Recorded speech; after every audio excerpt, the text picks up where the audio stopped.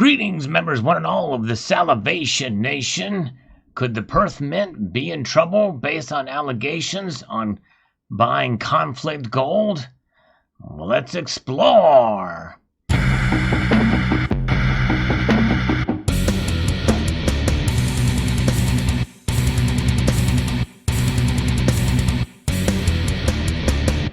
Yes, that's the topic of this article from Kitco. Several members of the community made me aware of this. I had recently posted a video about the exports of Congo gold, which basically would be conflict gold, and what's known as artisanal gold. But before we get into this, there is a history of gold here that has been documented by this channel and others, dating as far back as 2016, as when some of these reports kind of came out in terms of what's been going on in South America. And a lot of that has led to the demise of places like Republic Metals, Elemental, and other companies out there that have been involved in such practices, buying gold, that what's known as blood gold. And now we have conflict gold here. So let's take a look at this article here from Forbes that kind of describes some of this and what's going on here. It says if Leonardo DiCaprio is available, he would be perfect for a starring role in a sequel to his 2006 Oscar-nominated performance in Blood Diamond, with near-record price triggering multiple conflicts in another precious commodity, gold. From Africa to Australia, gold has been in the headlines for the wrong reason recently, as smugglers rushed to catch a price north of $1,700 an ounce, and one of the world's premier gold refineries gets named for allegedly processing conflict gold. Nothing in gold yet rivals a bloodthirsty theme of DiCaprio's movie, which is set in war-torn Sierra Leone. But if the gold price continues to move closer to its 2011 all-time high of $1,917 an ounce, it could become the cause of increased conflicts. The issue with gold in Africa is a straightforward case of smuggling gold across borders, which we talked about in the prior video, which I'll link in the end screen of this video. Something that has been happening since gold took on the dual role of money and body adornment a few thousand years ago. According to a United Nations report released earlier this week, more than 1 ton of gold was illegally shipped out of the Dominican Republic of Congo last year, making its way into neighboring countries.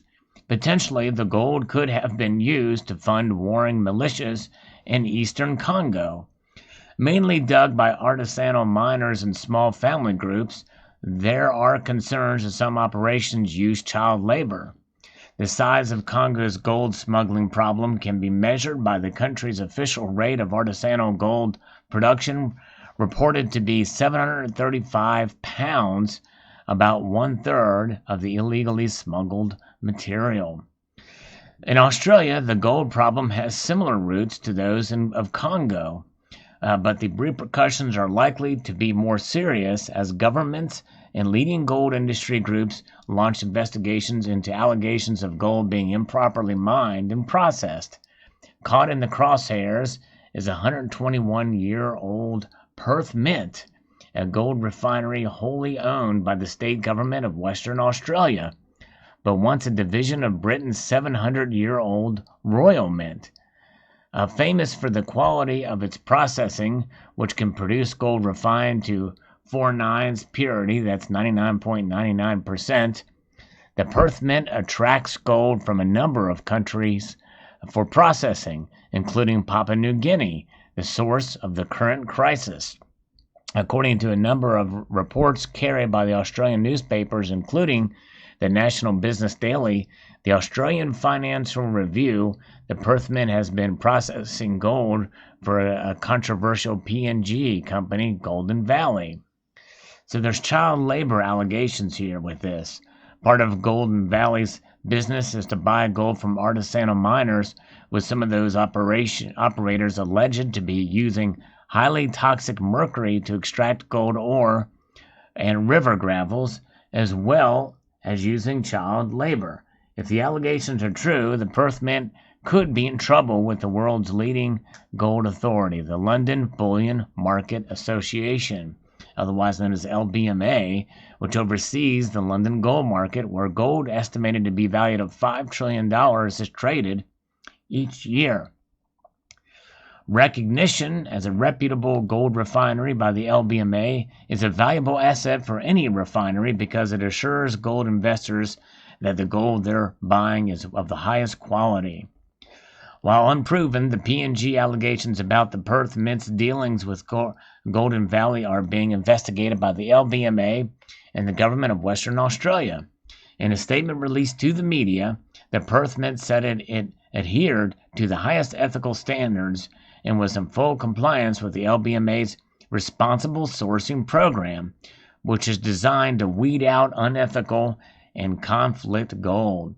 So there you have it. That is their statement. Now, this article was published on June 16th, which is a couple days ago, and this came to us yesterday, or a couple days ago here, that the Perth Mint is now receiving orders to audit conflict gold purchasing allegations, and they will stop taking any artisanal gold here. This comes to us from Kitco. The Perth Mint has begun an independent third-party audit after an order from Western Australian Premier Mark McGowan to review how the mint oversees its suppliers following allegations of buying conflict gold from Papua New Guinea. Last week, the Australian Financial Review said its investigation revealed that the mint buys up to $138 million worth of gold a year from companies that buy gold from artisanal miners within PNG. And so the mint denied allegations, stating that it does adhere to responsibility guidelines, as we outlined from the Forbes article. They say that we take environmental, social, and governance reporting very seriously and are vigilant in our assessments of the companies from which we source gold and other metals for processing, Perth Mint Chief Executive Officer Richard Hayes said in an emailed statement to Kitco News.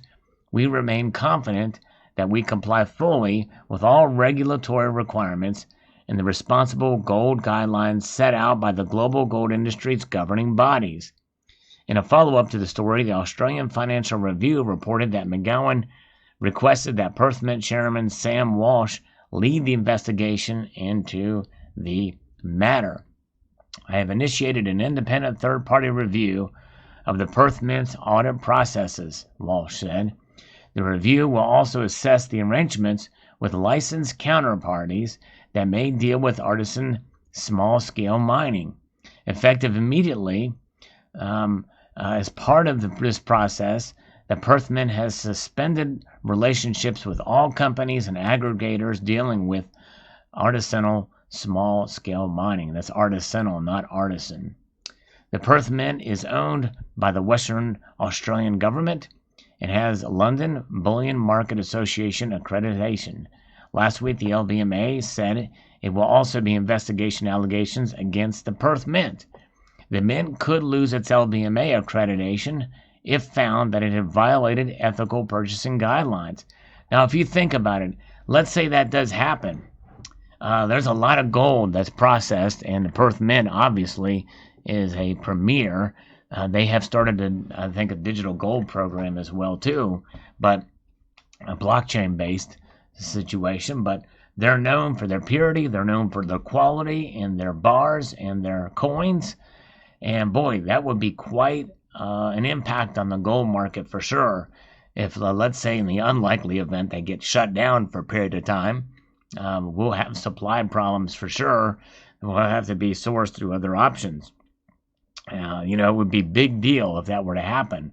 But I think we'd probably see, in some way, the premiums go up on gold all the way around because everybody else will have to fill the gap, per se. But nonetheless, that would be for the while that this is done, or if they're paused because of the investigation. This is just the beginning of this, but It's very interesting indeed. We'll see how this plays out. The crackdown, one thing about gold is, it's one of those metals that it looks the same no matter where it comes from. After it's refined, that's it. So there's got to be some sort of checks and balances in how this stuff is sourced. And the doré bars that come to refineries and the like is probably where it needs to be investigated, how this stuff is sourced in before it's refined. Fascinating indeed, this news coming to us, especially so soon after we just heard about the Congo and the like. And I don't think we're out of the woods with what's been going on in South America either. I guess it's still drug cartels and the like are still involved there. They're finding other ways to smuggle that kind of gold in. Makes you wonder, of the gold that we have in our possession, how much of it is artisanal and otherwise. I'm not sure if I'm pronouncing that word exactly right, but nonetheless, how much gold that we own is a blood gold, You may remember the Nazis smuggled, they sent gold in to be refined to the Swiss during World War II that was in the teeth of Jews. So who knows what kind of gold you might get from Valcamby, where that gold may have been in the past. That's the thing about gold. It never goes away. It can be reconstituted, which means that any particular ounce of gold you may have, depending on where it comes from, even if it's modern gold, could have adorned Egyptian adornments many years before the birth of Christ. Fascinating indeed. So post your thoughts below on this news, this situation. I'd like to extend a multitude of gratitude to you all for taking the time to watch, and encourage you to please rate, share, comment, and subscribe.